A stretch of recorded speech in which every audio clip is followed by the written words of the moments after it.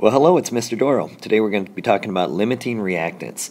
This is an extension to what we've done in stoichiometry, and today you're going to be able to use stoichiometry to identify the limiting reactant and determine the amount of each product formed. We need to start out by figuring out what is a limiting reactant. Now the first thing is a limiting reactant has to be a reactant. That's why it's named a limiting reactant. And it limits the amount of product that we can make. So if we look at our picture right up here of the brownies, then we have 2 packages of brownie mixes, and then we have a dozen eggs. That's what we started out with. When we get done, we have 2 cooked brownies that are nice and yummy and gushy, and then we have 8 leftover eggs. So we had enough eggs to make more brownies, but the brownie mixes limited us to 2 brownie pans that we could make. So the brownie mix is our limiting reactant, and the eggs would be called an excess reactant, which means we had extra of them. If we look over here at the cheeseburgers, we're going to put one burger patty on each one on a bun, and then we're going to put 1 slice of cheese and 2 slices of tomato on each burger. So what do we end up with when we're done? We end up with 3 complete burgers because we ran out of patties.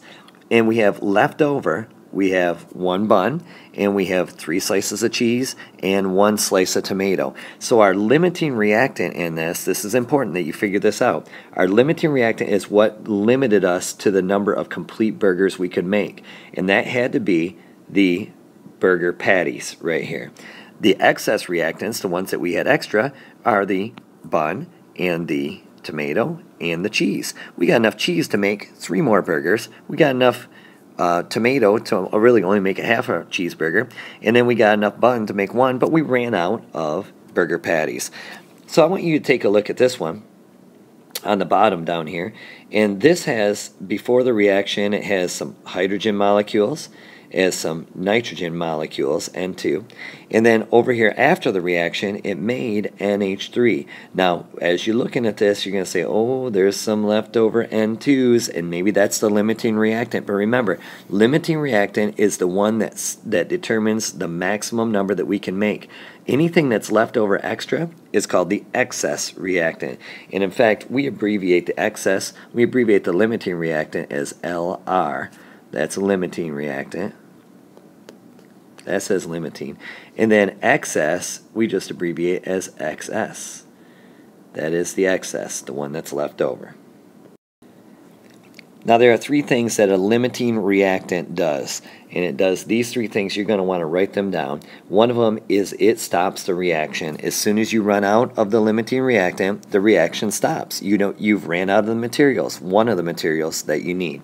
It determines the amount of product that's formed, because once the limiting reactant runs out, you can't make any more of that proper product.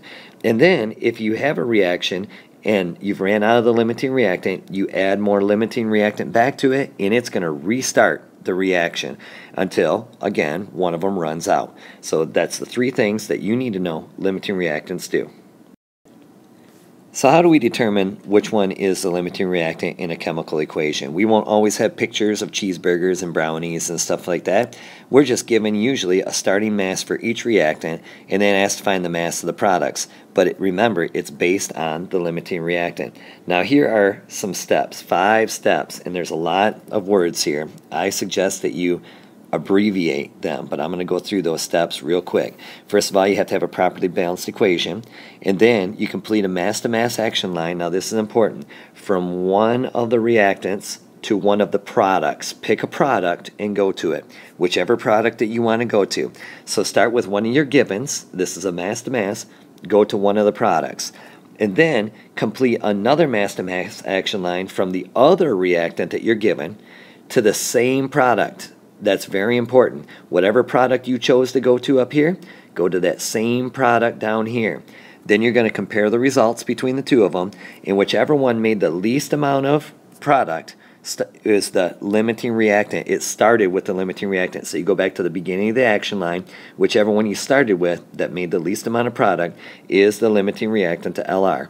The other reactant is the excess reactant. Make sure you're picking reactants for that.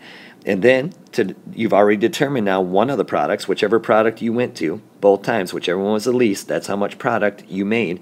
And then so start another action line with the limiting reactant again to find out how much of the other product you made. So really it takes 3 action lines, 3 mass-to-mass action lines. The first 2 are determining the limiting reactant, and then the last one is just going to the other product. Okay, so this is a pretty typical problem for limiting reactants. It tells you what you're given here, and this is a balanced equation that I've given you.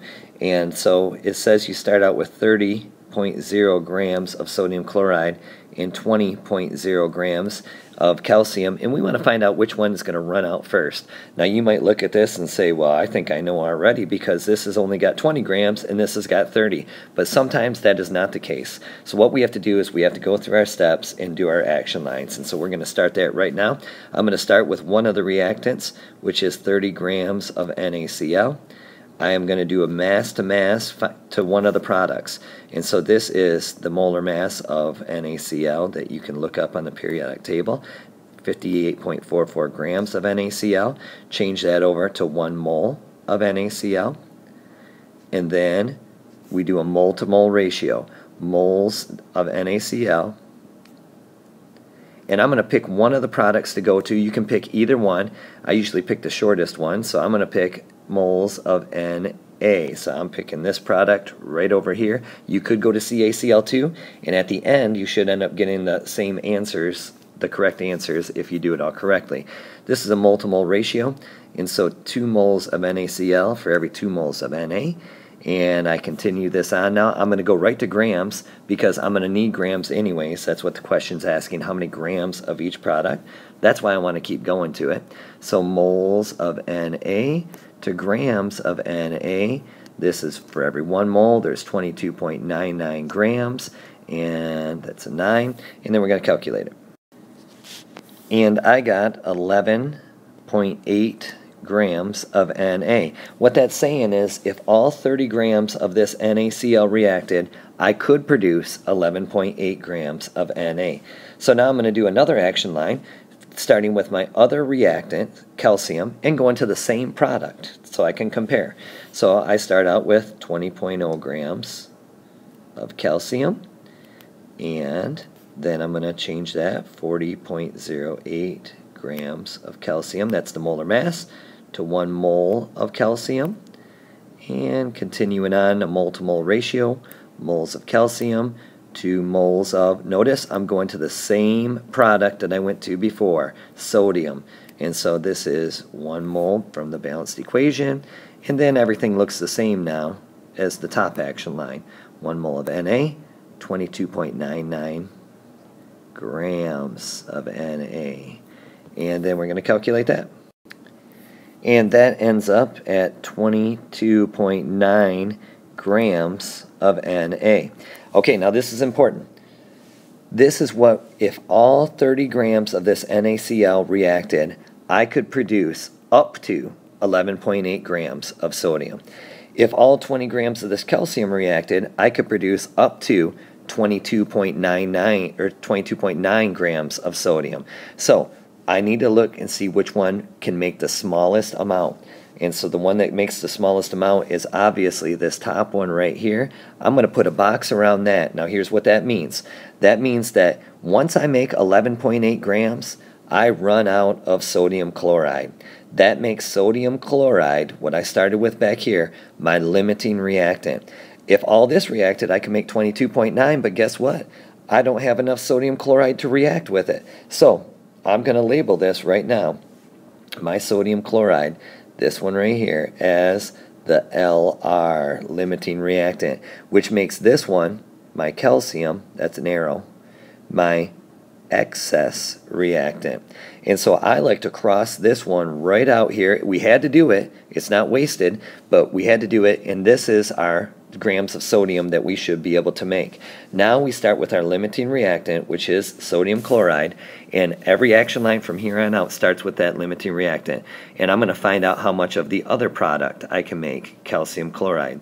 So I start out with 30.0 grams of NaCl. The good news is this looks the same as that top one, 58.44 grams of NaCl to 1 mole of NaCl.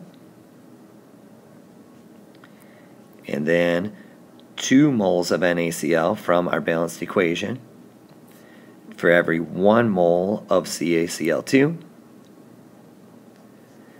And then for every 1 mole of CaCl2,